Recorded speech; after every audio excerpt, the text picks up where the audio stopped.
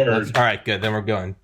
Yep. Dr. Eben Alexander. I keep calling you Dr. Eben, and I need to stop. Author of Proof of Heaven, which I first read in 2013 and then read again, listened on Audible this past weekend. And as I would like to consider myself an Audible aficionado, that was one of the best author readings I've had. That was silky and smooth. It was perfect. You have a great Thank voice you for it. so much. It's interesting. Many people who have both read the book, Proof of Heaven, and listened to the audiobook, which of course is in my voice, connect with me over the fact that they seem to get much more out of the audiobook. And that's because, even though the words are absolutely identical, Yes. there's not a single word that's different between the two, but there's something about it coming from the heart, and the voice conveys so much more than just the words being spoken. There were parts of that book, especially towards the end, that I had to re-record like 4 or 5 times because I would keep breaking down with emotion. I could tell when you were talking about your biological mother. Oh yeah, I thought I picked it up in absolutely. there a couple There's a lot times. there. Yeah. So the audio book really brings a lot of It's power with it. yeah. I'm glad you listened to it. I loved it. It had a completely additional aspect to it. And yeah, so I figure your story is so well known that I don't want to rehash the same thing. And obviously I sent your secretary what had happened to me. I don't know if you had watched that or if did you watch that? Are you aware of? Well, actually, no. I read Okay. the emails Okay. concerning what happened to you. Okay. I'm actually very good friends with both Dr. Saunders and Dr. Harbaugh. I know them both very well. Oh yeah. And neurosurgery is like a small town. Yeah. Oh yeah. Uh, My uncle. Yeah. Yeah. So Yeah. like 3,500 neurosurgeons in the country. So Yeah, I it's know. a small town. So a lot of us know each other. Yeah. So for obviously everyone that hasn't read it, listen to it. Proof of Heaven. I don't have enough time to explain the whole thing here now, but there's really 2 aspects of it, and it's what happened to my brother, and I'll jump into that. But re-listening to it, I picked up on something completely separate that I hadn't picked up on before. So in college, I was pre-med, and I got into the University of Miami Miller School of Medicine. Ultimately, decided not to go, but in order for me to, I was a meathead throughout high school. So in order for me to study throughout college, it was like I really had to be in the zone. And so I'd meditate a couple times a day. And so I don't know, from 2008 till now, I'd say I've probably meditated at least once a day. So we'll call it 3,600 meditation sessions.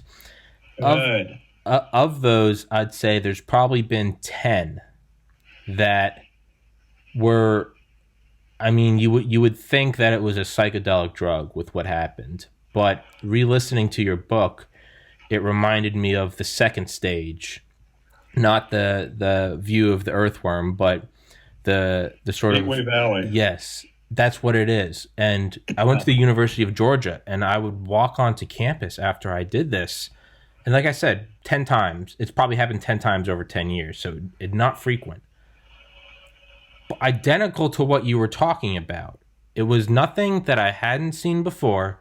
The same trees, the same people, the same buildings, but everything was turned up to 50.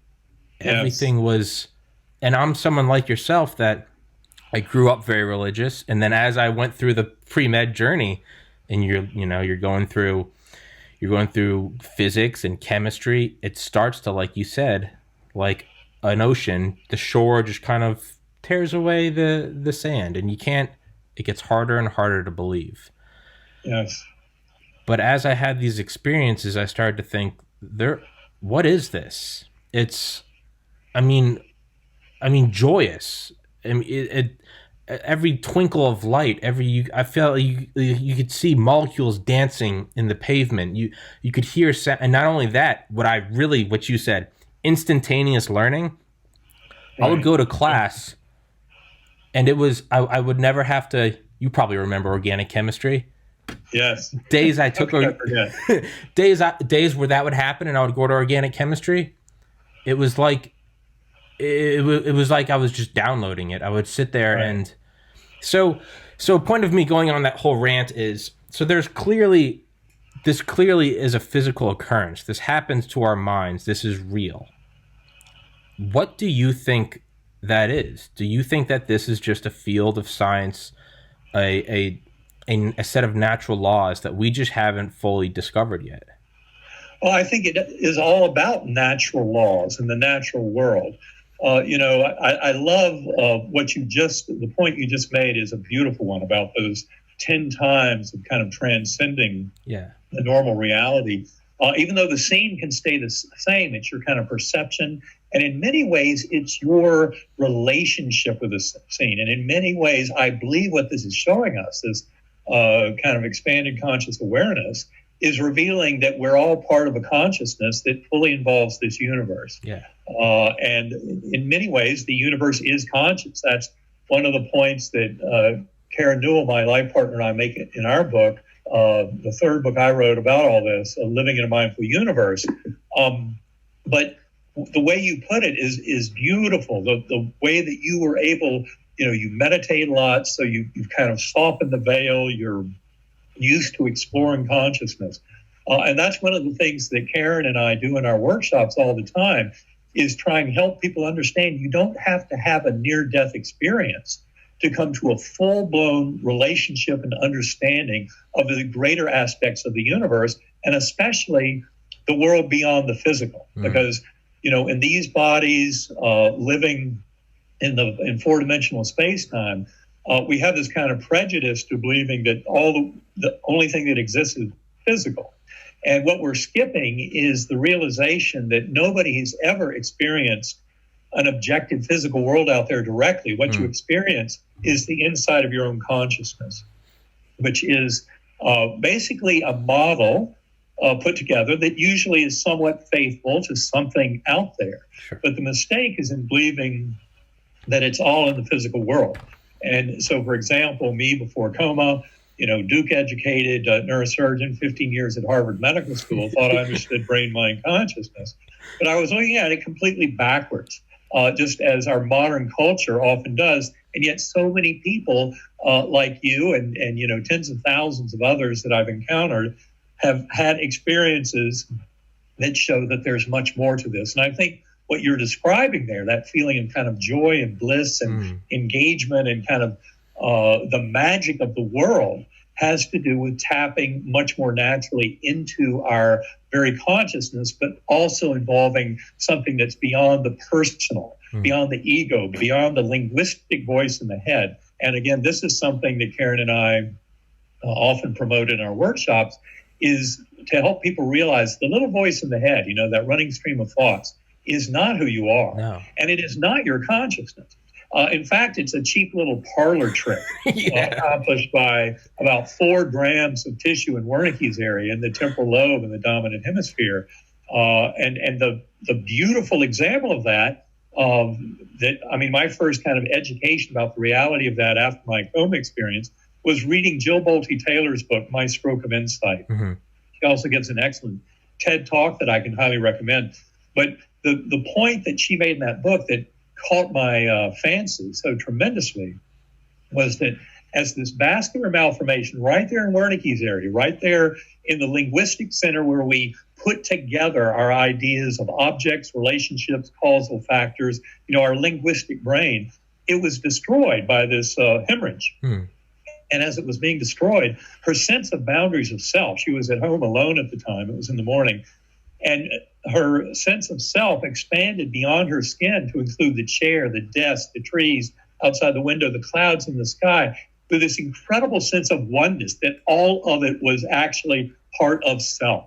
An extraordinary liberation just by taking language out of the way. And I look at our language as more of a prison. Yeah. Oh, yeah. Our rational, logical, linguistic brain is not necessarily going to lead us to these deep truths. But what you pointed out minutes ago, that those 10 episodes you've had and associated with meditation, and it's really fascinating how as we explore consciousness and put that little voice of the ego and the rational, logical mind, put that into time out for a while and realize the magic of consciousness is the awareness of existence.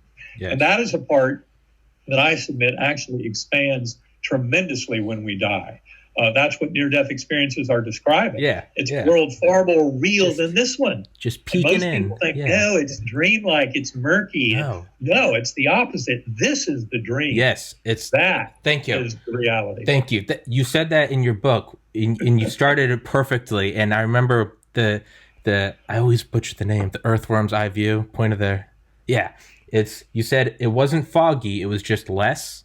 To me, that was like it was just yes. And then on the flip side, the other ones, you're not manic, you're not elated. Mind you, I'm someone in college that I drank probably once a year. So there was no like I was high on no, I was a teetotaler. Right. The flip side is it's not high, it's not manic, it's not euphoric and delusional. It's just normal consciousness. I saw an explanation once and it was imagine your consciousness is a tennis ball. All this is now it's a beach ball. Right? It's going from a 720p video to a 4K video.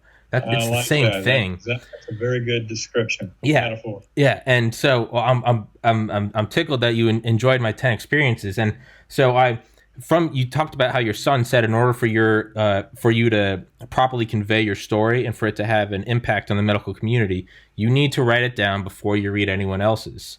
So whereas I had 10 of those experiences, I had three experiences that I would relate to your experience of the core. And these didn't happen walking around. You can't be walking around when this happens. No, that is so foreign to our space-time. It is gone. And these would happen in my room. And these would happen, I would sink into it for an hour or two. This happened 3 times, and I've desperately been trying to get back. But so I actually wrote, and the third time it happened, I wrote down what happened immediately after. And this was about 2 months before your book came out. So kind of like your son telling you to write it down. I wrote this down before I'd ever read anyone else. And mind you, it was still a very prominent, God isn't real. It's all matter. It's all energy. It's cold. Science. So I'm going to read it to you. It's going to take me 2-3 minutes to read. It's going to be awkward as I just sit here and read it to you. But I pulled it up because I kept a journal in college. I pulled it up this morning and I was debating whether or not I was going to read it to you, but I think I have to now. So excuse the awkwardness as I sit here and read to you for a minute or two.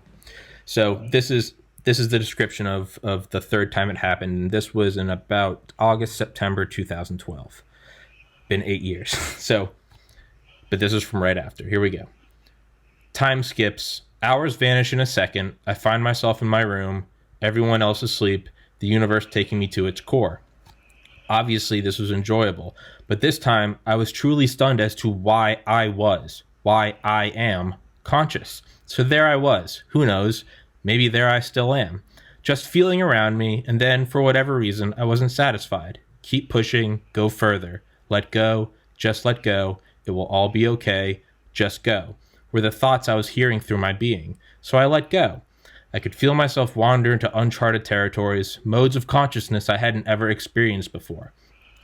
I sat, and I went deeper, in wondrous exaltation to the inner deity of truth, sitting like a pool of liquid silk at the centermost cavern of the eternal self. It was like pushing branches out of the way, leaves in your face, dirt at your feet, talking to someone, walking along, and then all of a sudden you push the last branch out of your way, and you look down, and it's a 10-mile drop. Just that chasm, that feeling of, oh my God, there's nothing there. The moon setting, the shooting stars streaking across the sky. It's like getting pushed out of a plane while you were napping. I jumped into the ocean of consciousness. I was a newborn, yet an elder, a plane of reality around me indescribable to, well, me. I was there, in a state of utter bliss and tranquility, induced by no more than my own thought process. I turned my head, but my body didn't move. It just felt like I was a single point of being. I didn't have to think about closing my eyes. They just stayed closed. It was like I told my secretary, keep my eyes closed because I'm going to go into the conference room. But then something very strange happened. An absolute state of utter bliss, understanding of all emotion. I began to see time as an illusion. I stood outside of it. I am here, but I am also in my mom's van on the way to kindergarten, as well as sitting with my fiancé on Christmas Eve. I'm nervously walking into my first college party, while also great hair and contemplatively watching yet another good friend or family member be lowered back into Mother Earth. I'm a caveman 10,000 years ago with crude tools, lightning flicking through my senses at the slightest breaking of a twig. I am a passenger on a generation ship apathetically droning towards the Andromeda Galaxy. I am in the future. I am a gorilla 10 million years ago, lying on a jungle floor, staring at the sky, trying to wonder what it is. I merged with the One. I became all that is, and it became me. Time and space collapsed into an abstract memory. I was smaller than a quark, but larger than a 93 billion light-year across the universe. I no longer existed. There was simply no experience. No ego contemplating the experience. I was the tree falling alone in the forest with no one around to hear it. I was the Tao, the great stream of experience. My physical being evaporated like a wisp of smoke. I could not feel my limbs, my bed, sound, sight, taste, or smell. I left all that behind. There was never a past or a future. Space was revealed to be a construct of our imagination. The only thing that has existence is God, and that's what God is. God is not an entity. God is not separate. God is, we are God, and thus all is God. And the only thing that there is love. Whether or not you want to feel it, there is only love. You can take a chance and do what you love this life, and it might work, it might not. You might die, and if that's the case, you get to jump back in and try again. Or you might succeed, and if that's the case, you get to jump back in and try again. All it is love. That's before I read. Thank you. But that was completely natural. That wasn't LSD. That wasn't. Oh, that is beautiful. What an absolutely.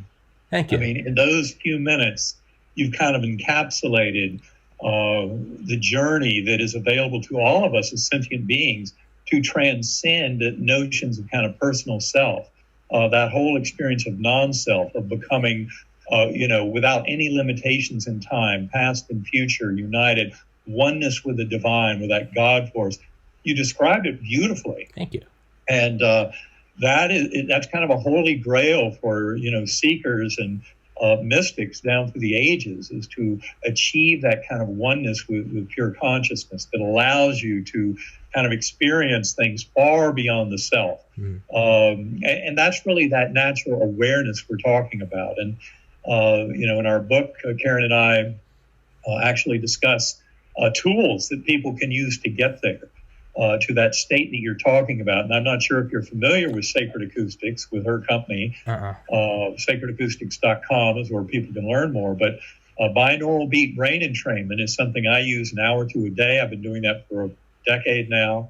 It was the only way I saw to more fully understand my experience, was in addition to all of my scientific reading, trying to understand more deeply consciousness and brain-mind connection, was exploring and getting back to my own NDE. And I could do that using these binaural beats of Sacred Acoustics. And I think one of the reasons they're so powerful is there are sounds that are processed unlike all the other sounds you may have ever heard, chants, anthems, hymns that would engender transcendental states of consciousness. Those are all processed in the neocortex, in the acoustic cortex of the temporal lobes, in circuits that have basically developed over the last 1 to 5 million years in primates and humans.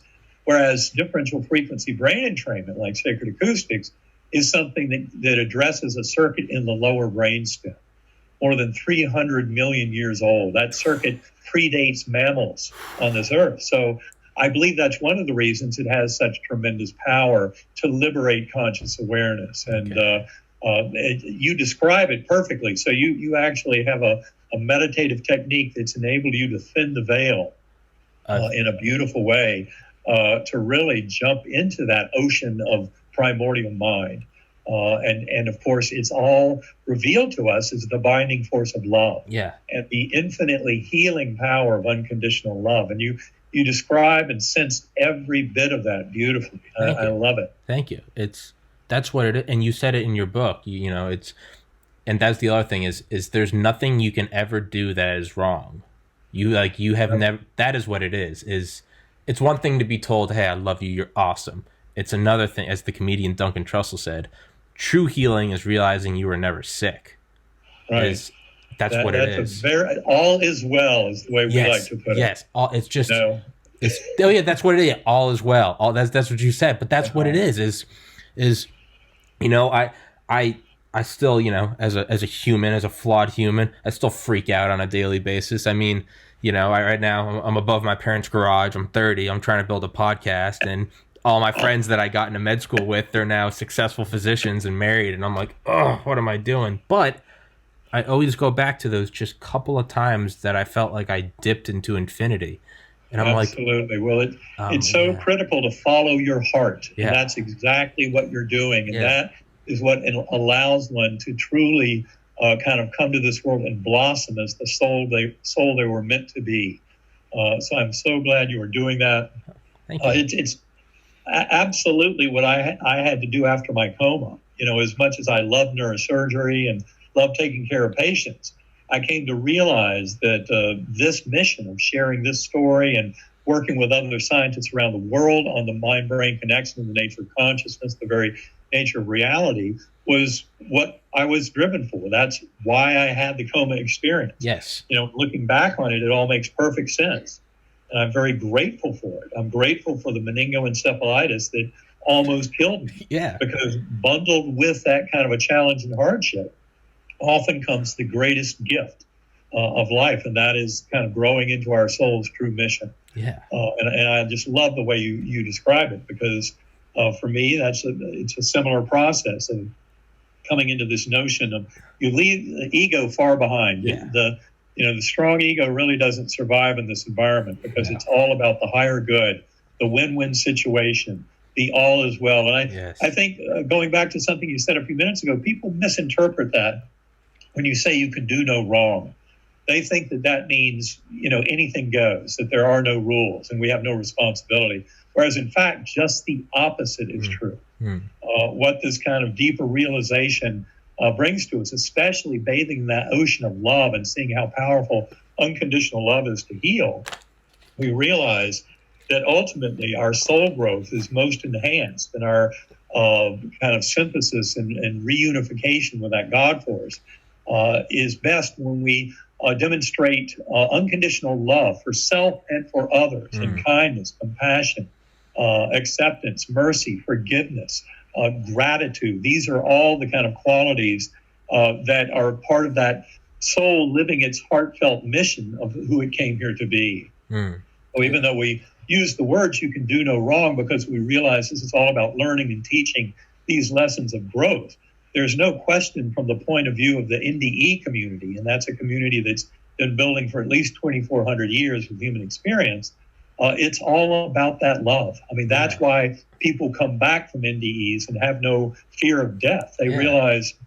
it's a transition. It's not an end. It is, the end of a physical body, but that's not who we are. And that's where this revolution and awakening in consciousness is so important for this world, because the false sense of separation that is inherent in materialist scientific thought and physicalist thought, about just the physical world exists, that can be very, very misleading. And in fact, I would say most of the world's current ills result from misinterpretation of Darwinian evolution, and the process of evolution itself is much more about evolution in the grand sense, as Teilhard de Chardin pointed out in his book, The Phenomenon of Man in the mid-20th century, that all of consciousness is evolving. And we as sentient beings are participating in that evolution. But it's an absolutely kind of beautiful awakening that will leave the false and petty conflicts, warfare, violence, economic polarization, addiction to fossil fuel, and that greed that is now threatening 1 million species on this planet with extinction due to the greed of Homo sapiens, which means wise. I would say we're not being very wise. But this is really about that big awakening. And all of us are participants in that awakening. And that's where I think this whole revolution and understanding of consciousness and realizing the power of our will as individuals and as a species and as life on this planet, and as a member of sentience throughout the cosmos, is all leading to tremendous potential for harmony, prosperity, and basically for the well-being of all beings on this planet. But it involves this incredible awakening to that kind of unification and synthesis of consciousness. Yes, sir. It's it's not that you can do no wrong. Like, there is obviously subjective wrong. If I kill someone you love, that is, it doesn't matter if you went to the afterlife and saw God. You're still in your home with a dead loved one. That is pain. That pain is real. You can't. But I love how you put it, and it's that evil is necessary because it's how we learn from it. Overall, though, it's completely outweighed. It's and when you look at it that way, again, it's very easy to say that, we live in nice homes in America in 2020. It's very easy to look at evil and say it's necessary for growth when we're not in Namibia with a warlord, killing your cousins. It's not to detract from that, but rather on the grand scheme, it's what is a vaccine? You get a little hit of the evil so you can build up a defense around it and you grow. Right, exactly. You have to have that evil. And the way you described it is the imagery I got in my mind was, it was like a sunset. You said it's just one grain of sand and a whole beach of love. To me, it was like, it's darkness. Darkness is just, if you zoom out and look at Earth from a satellite, you're just in the international space. Well, no, that doesn't count. That's orbiting. Bad example. If you're in a geosynchronous satellite and just looking at the Earth, you would see that night is an illusion. The sun never goes away. It's a beam. Right. You're always in a wash. It's just you turn and it goes away and then it comes up. And what we perceive as, it's night, it's cold, it's dark, it's scary.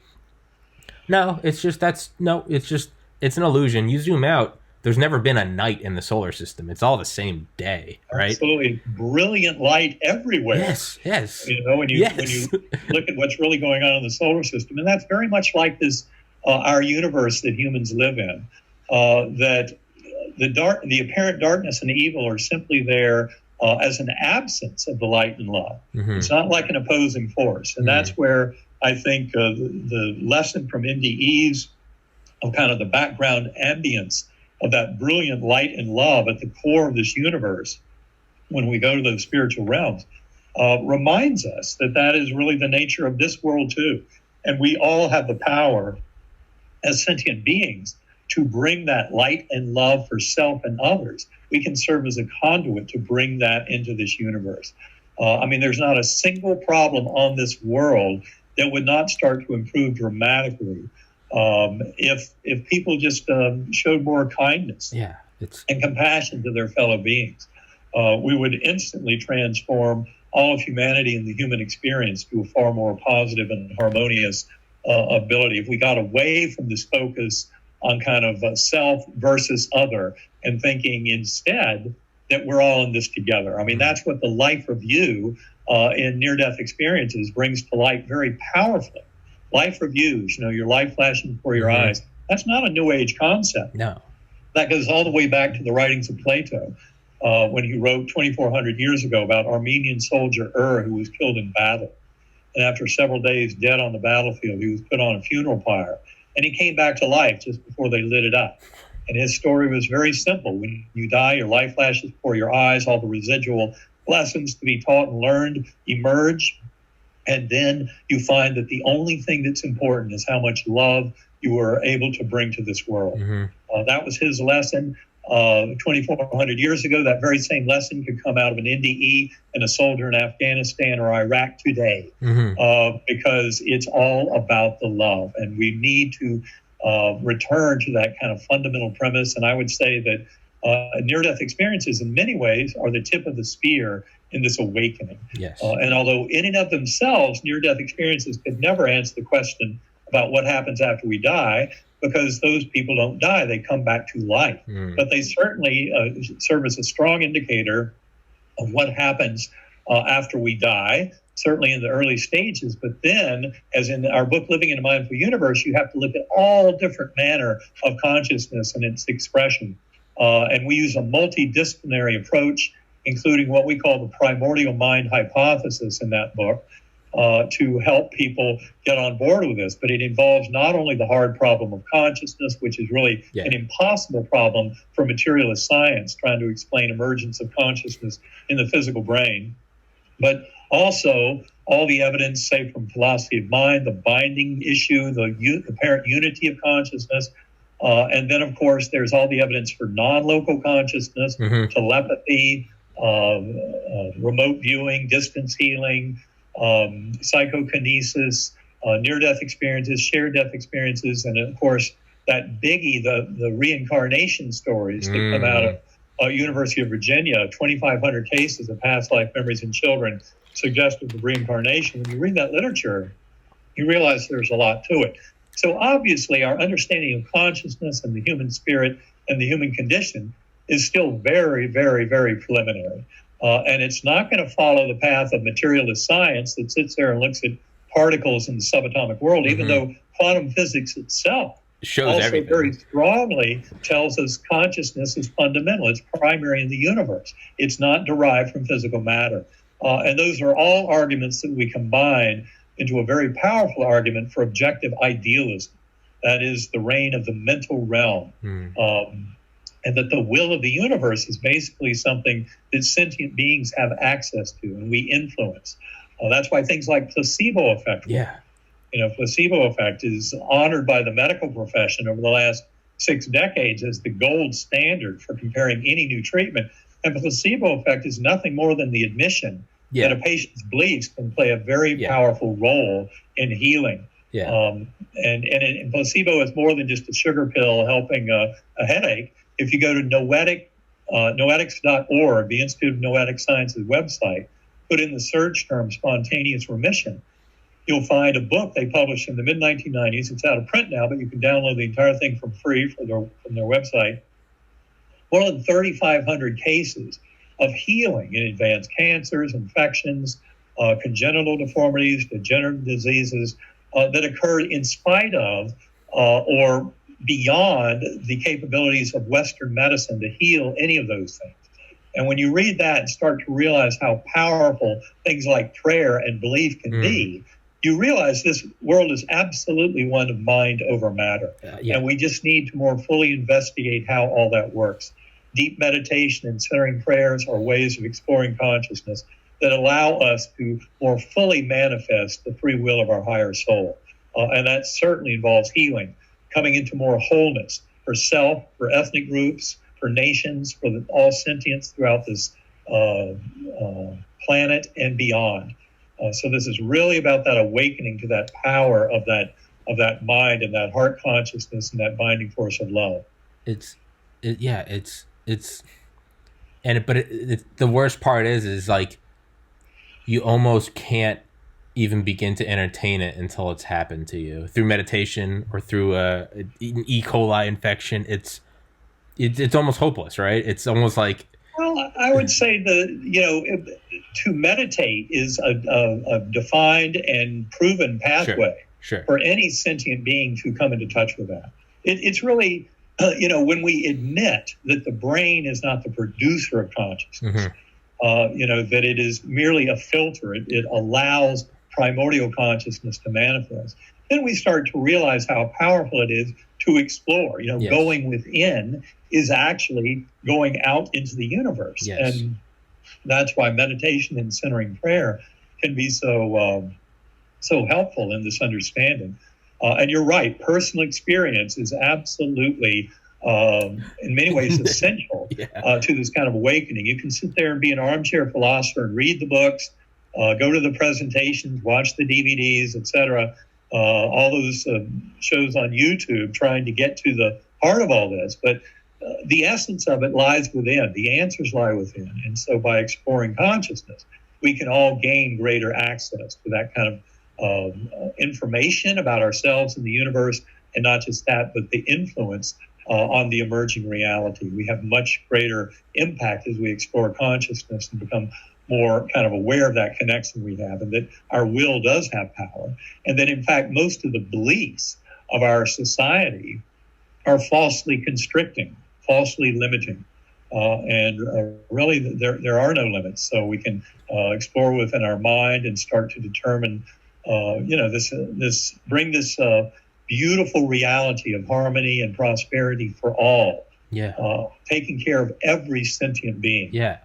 Not limiting, the economic successes to a tiny percentage at the top. Yeah. But really, sharing with this world the healing power of love and all of our best efforts, for that all is well, for that win-win situation that we can see in deep meditation or in NDEs. We can bring that into reality in this world. Yes. I think it was Bill Hicks, the comedian, who died in the 90s. He said your goal, your purpose in life is not to make money and consume. It's to create and share, or it's not to go to heaven. It's to build heaven. Exactly. I love it. It's to bring it. And I wanted to mention this. So a guy I've had on here several times is Dale Comstock, who's a former Delta Force operator. I believe was the youngest Delta Force operator ever. And this is, I mean, if anyone knows anything about Delta Force, these are the modern day Spartans. These are the presidential assassins. They are the tip of the spear. Right. He is perhaps one of the most spiritual people I've ever met. And what I love about it is it's the antithesis of the long hair, the yogi, the Tibetan monk.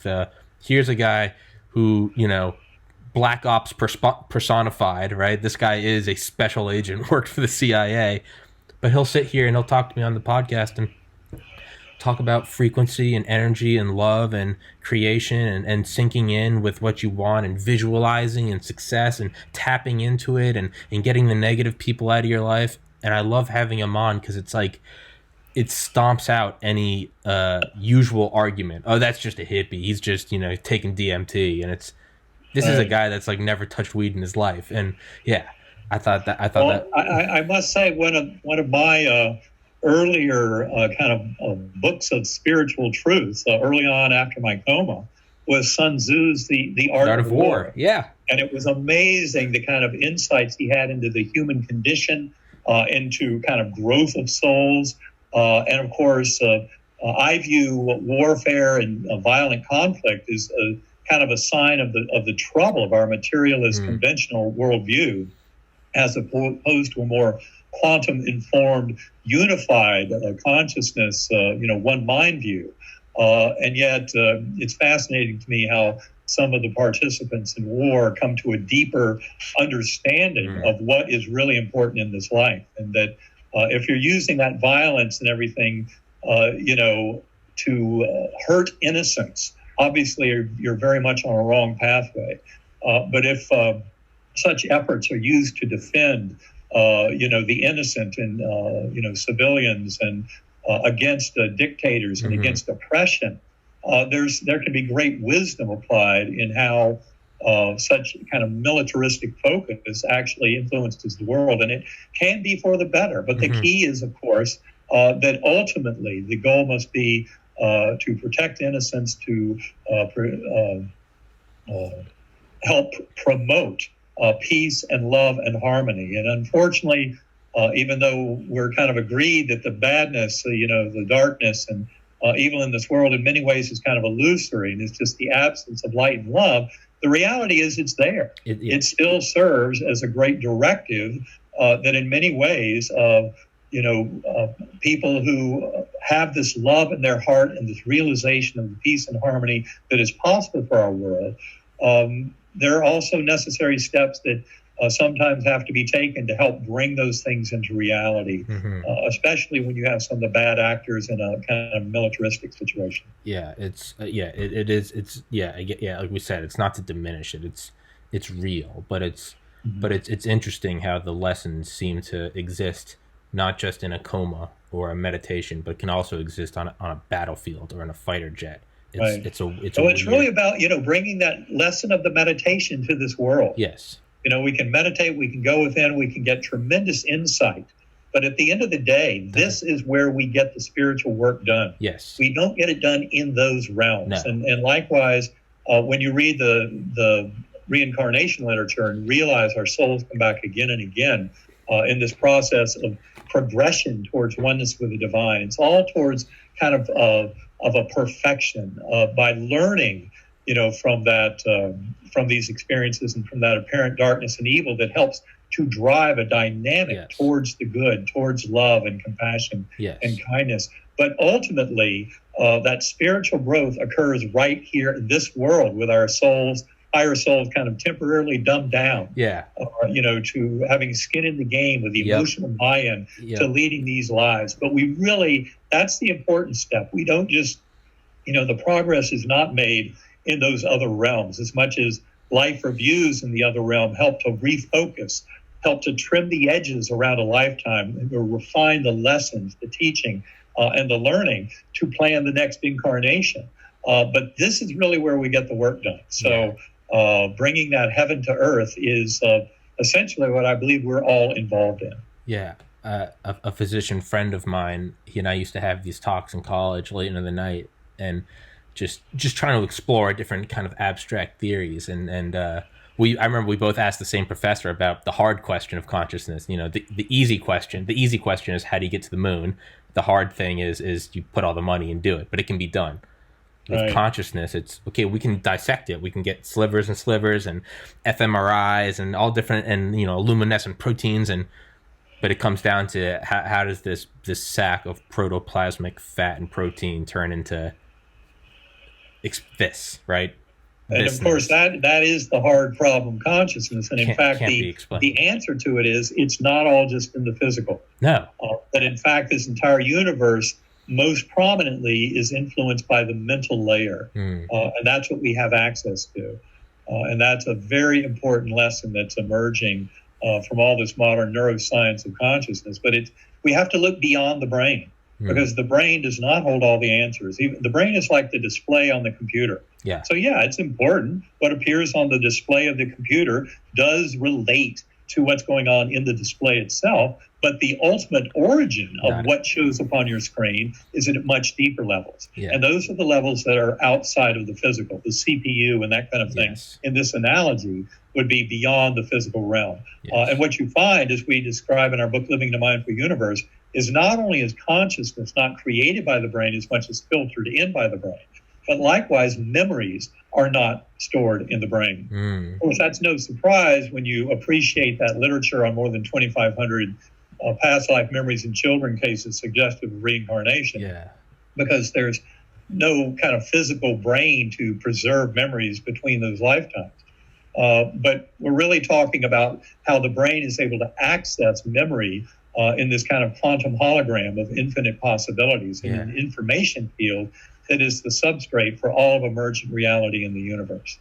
And that's kind of the model in science, in neuroscience of consciousness, philosophy of mind, quantum physics, that's really kind of taking to the fore, this primordial mind hypothesis that we explore more fully in Living in a Mindful Universe. Well, I need to grab that and listen to it. I've only got you for 3 more minutes. I could talk to you for 3 hours, so I gotta condense it quickly.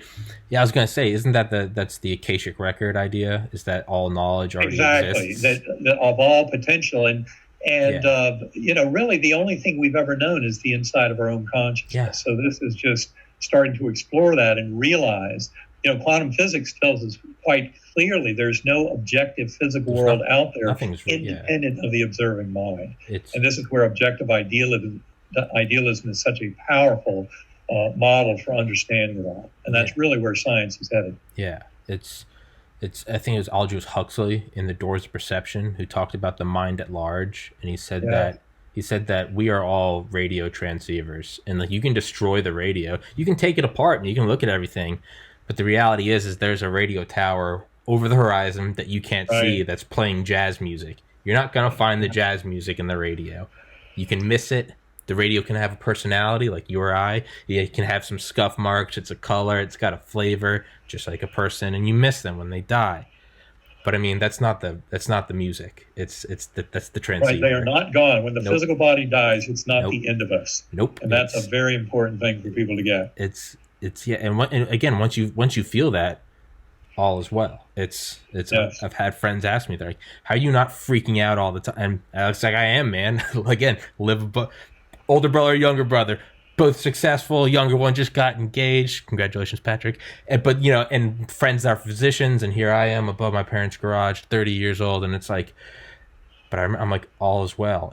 To me, it's a video game. It's a video game that you get really into, and then you pause it and you go to the restroom and you walk away and you go, oh yeah, that's just a screen. I'm in a different world, and you come back and play. That's how I view life. I'm like, oh yeah. Like, might as well go for it. Might as well create a podcast. If that's what you want to do, that's what you got to do. That's excellent. Well, you're following your heart, and Yes, that's sir. what we are all here to do. And I'm so glad you're doing it. Thank you, sir. Get it out to this world. Yes, sir. And, well, I'm at 45 minutes, so I got to let you go. I wanted to read a quote from Terrence McKenna. It's not it's a 30-second quote, but I thought it was interesting about how, these things happen to myself, who I was so militantly atheistic, yourself, Dale Comstock, Delta Force guy. So here's the Terrence McKenna quote. Christ appeared several times in the upper room after the crucifixion to the apostles. The first time he appeared, the apostle Thomas was not there. So then Thomas came after the visitation, and they said, the master is here. He was with us. And Thomas said, bullshit. No, they didn't. And they said, yes, he was here. So Thomas said, unless I put my hand into the wound, I will not believe it. So time passed, and Christ came again to the upper room, and Thomas was there among the other apostles. Christ said, Thomas, come forward, put your hand into the wound. And he did. Now, the conclusion that I draw from this story is, alone of all human beings in human history, Thomas the doubter touched the incorporeal resurrected body of Christ. Only the doubter was allowed that privilege, for everybody else, the show. I thought that was beautiful. Beautiful, yes. Yes, sir. Absolutely. Well, Dr. Alexander, thank you so much for doing this. I could talk to you for eternity. I'm gonna have to read that book, and I'm thank you for doing it. It was a gift to talk to you. You might even give Sacred Acoustics a try. I will. You might find it a very powerful meditative technique, especially given your successes with meditation to date. I would also steer any of your listeners to EbenAlexander.com. They want to learn more about me. There's a blog posting there, a reading list, lots of information about my experience and links to interviews, etc. And also, I would invite people to UnitedInHopeAndHealing.com. That is a free bi-weekly webinar that Karen and I started back in March. We've had some fascinating guests, scientists involved in consciousness studies, NDE experiencers and experts, and a whole host of other people. So there's a lot of kind of back links. If you go to that, UnitedInHopeAndHealing.com, and join us every other Thursday, 4 o'clock. We've got one coming up tomorrow afternoon. Awesome. With Stefan Schwartz, which is going to be fascinating. Awesome. But we invite people to come along. Yes, it's sir. A great journey. I will, for everyone listening, I'll put all those links that you mentioned during this podcast. I'll put all those in the description of the top comment. I'll make sure they find them. Dr. Eben Alexander, Thank you so much, sir. God bless. And thank you for sharing your story. Thank you for your son for telling you to write it down.